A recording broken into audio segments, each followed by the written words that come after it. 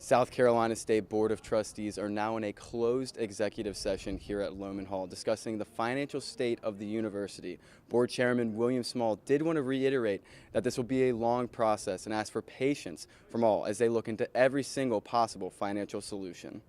Well, guys, as you can see, there are some severe thunderstorms in central southeastern region, and those are going to be moving our way coming shortly. I was just outside, and the rain seems to be coming in. We do have a torcon of 3. That means there's 30% chance you see a tornado within 50 miles. That's for central Georgia and North and South Carolina. And as we take a wider view of the entire East Coast, lots of severe thunderstorms, so definitely be careful tonight if you are out, but I'll have more later on the full forecast. Well, guys, we're out here on Green Street next to the Women's Quad, and as you can see, one of the larger trees by the quads did fall due to the severe weather yesterday. Is this going to continue? Find out next on the full forecast. Well, guys, we're out here on Strom Field. It's a beautiful day to be outside. Temperatures in the mid-70s today, but it will continue to warm up, but we will have some rain tomorrow in the early afternoon and evening. But that'll be moved out by Friday as temperatures will be reaching the mid-80s.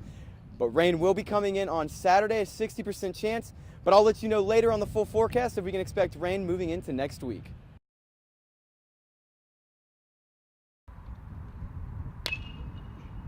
As Blythewood's high school baseball team goes through hitting drills, noticeably one player stands to the sidelined due to injury, but still very present. I mean, I get to be with my friends every day and get to play the game that I love. This is Tyler Romanek. Just by looking at him, his size stands out. He's a senior star catcher and third baseman at Blythewood, but you wouldn't know that by talking to him. He's very, very unselfish and probably one of the best team-type players, one of the top guys that I've coached. Playing since a young age, Tyler has grown into one of the best high school players in the Midlands.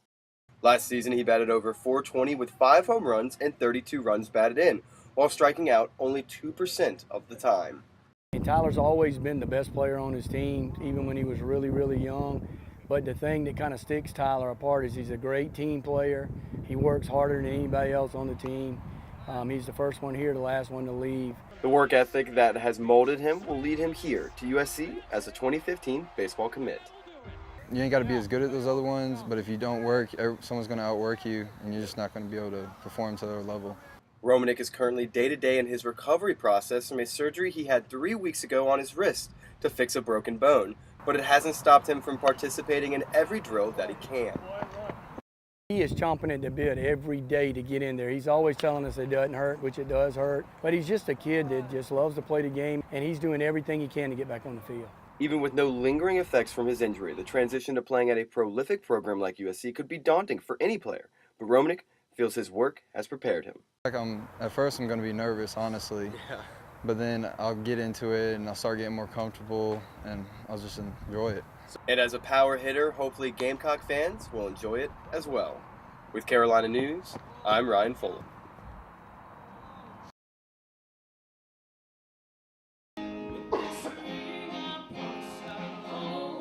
Mahalia Vanderberg and Stephen Banstra came together as one yesterday at the farm at Ridgeway.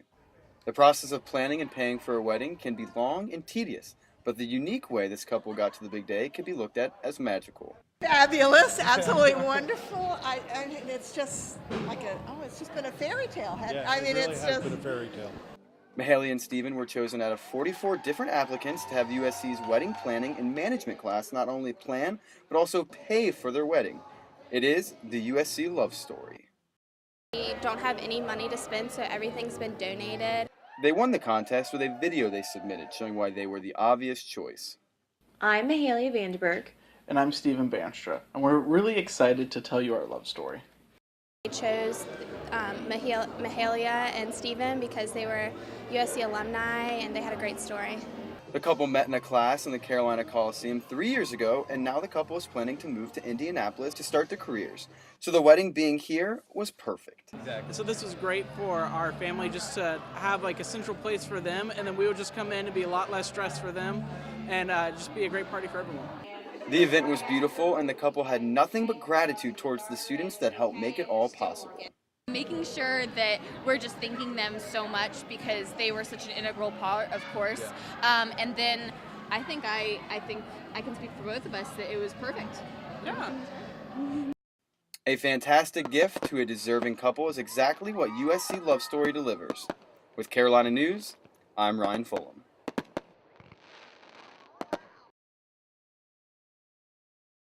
Fort Jackson has been a part of Columbia since 1917 and annually trains over 70,000 U.S. soldiers. Currently, the base is facing federal budget cuts that could cost almost half the working civilian force on the base their jobs. These cuts would not only affect individuals that work on the base, but also would impact the livelihood of many business owners in the community. Tom Woolen is general manager of U.S. Patriot Tactical that offers alternative military equipment for soldiers on base. Woolen says these budget cuts would impact the entire community. Businesses that thrive off of the graduations, those people lose their jobs, and it affects the economy as a whole. Businesses like hotels and restaurants would also see the negative impacts of budget cuts on Fort Jackson. Lizard Thicket President Mark Williams believes the fort is a part of what makes Columbia unique. Yeah, it would have a tremendous amount of effect on Lizard Thicket and all other businesses here in Columbia. I think it's a part of Columbia, having the fort here. Williams is a part of a group rallying at a public hearing on Thursday at Shandon Baptist Church against the budget cuts. Well, we're all going to go down and show our presence and be behind them and show what it really means for us for keeping them here. Ryan Fulham, Carolina News. You know, Ryan, I don't normally follow golf, but I have to say Jordan Spieth at the Masters, it was incredible. It was an absolutely amazing tournament, and I'm really glad that, everyone was able to enjoy it. And a lot of students were down there, too, being able to participate in the fun. But, as the saying goes, you live and you learn. Going into Sunday at the Masters, this time last year, 20-year-old Jordan Spieth was tied for the lead. But he shot just even par on Sunday and finished tied for second. Going into Sunday, Brooms were out at Carolina Stadium Sunday as they went for a 3-game sweep of Northeastern. We started out bottom of the 5th. Gamecocks already down 2-1 with 2 outs. Huskies hit a high hopper to second. Marcus Moody charges in and leaves nowhere for the runner to go. Huge collision as the runner goes called out for interference, and this really woke the Gamecocks up. Bottom of the inning. Game now tied, Mr. Reliable. Elliott Caulfield bloops one into center to give the Gamecocks their first lead of the game. Next batter, Alex Destino, hits it like Ali hit Frazier. A huge 3-run homer to extend the Gamecocks lead to 4, and they would hold on to finish the sweep by a final of 6-4. After the game, head coach Chad Holbrook still sees improvement in the team. We did some good things, but we left some runs out there that'll come back and get us in conference play or later down the road if we don't shore that up. The Gamecocks' next game is at home against Davidson on Tuesday.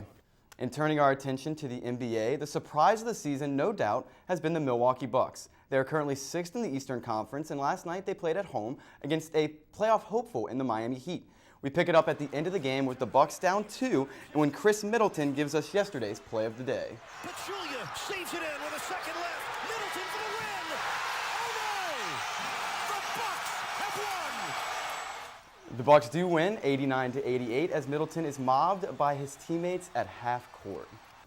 And with the Masters coming and going, so has spring practice for the South Carolina football team, as it ended with the Garnet and Black game this Saturday. But going into the game, a number of different storylines could have sparked the interest of fans. But as Jamal mentioned earlier, one is on everyone's mind. Who is going to play quarterback? And from Connor Shaw to Dylan Thompson, the Gamecock quarterback position has been in excellent hands the past 3 seasons. However, coming into this spring, the position was still up for grabs. But the picture may be clearer. Today, redshirt junior quarterback Brendan Nosovich has received his release from the school and is able to transfer according to GamecockCentral.com. Nosovich spent most of last season as a backup tight end and special teams player because his speed, but he did take snaps at quarterback at the end of last season and this spring. And as they say, though, the show goes on, and even with the news breaking of the 2 suspensions, the men's basketball team still had a game last night in in Athens against Georgia. The Gamecocks came out strong, starting out a 22-6 run, and they were on fire from 3, making 7 of 13 in the first half. But as we've seen this season, no lead is safe. The Bulldogs came out aggressive in the second half, really attacking the cup, and were able to tie the game late in the second half. Gamecocks up 3 with a minute left, though. Dwayne Notice, step back, dagger. Gamecocks go on to win 64-58. After the game, Notice talked about that game-clinching shot. This was not the popular choice 4 years ago, but I'm glad Carolina chose me. These are words from senior forward Alicia Welch on her time here at USC. The women's basketball team celebrated 3 women last night, including Welch, that have helped not only turn the program around, but create a culture of winning due to hard work and dedication.